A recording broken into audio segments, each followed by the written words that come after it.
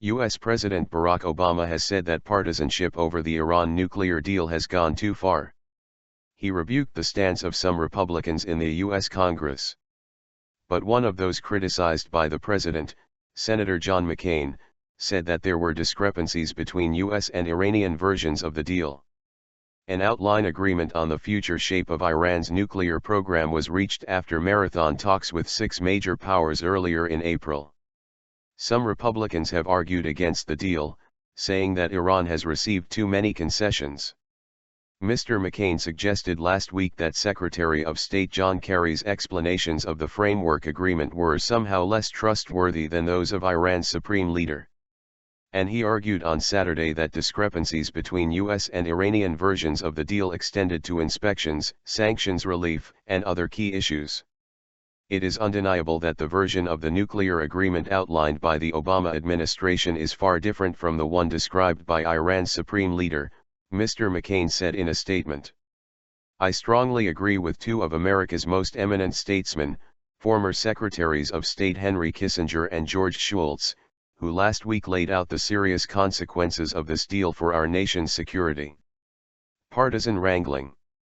The deal aims to prevent Iran making a nuclear weapon in exchange for phased sanction relief. A deadline has been set for June 30 to reach a comprehensive pact. Tough negotiations still lie ahead.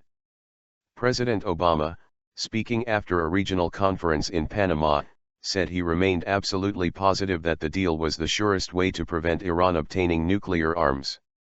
Earlier, Iran's supreme leader Ayatollah Ali Khamenei said that a final agreement must result in an immediate end to all sanctions. President Obama said on Saturday that Mr. Khamenei was simply addressing his own country's internal politics. Even a guy with the title Supreme Leader has to be concerned about his own constituencies, he said. Mr. Obama went on to criticize the attitudes of some Republican senators who have been highly skeptical about the emerging agreement with Iran. Right to review. Mr. Obama said that entrenched partisanship was no way to run foreign policy. The framework agreement was announced by the European Union and Iran after 8 days of negotiations in Switzerland. The talks at Lausanne's Beau Rivage Palace Hotel between Iran and the so-called P5+1, the US, UK, France, China and Russia plus Germany, continued beyond the original, self-imposed deadline of March 31.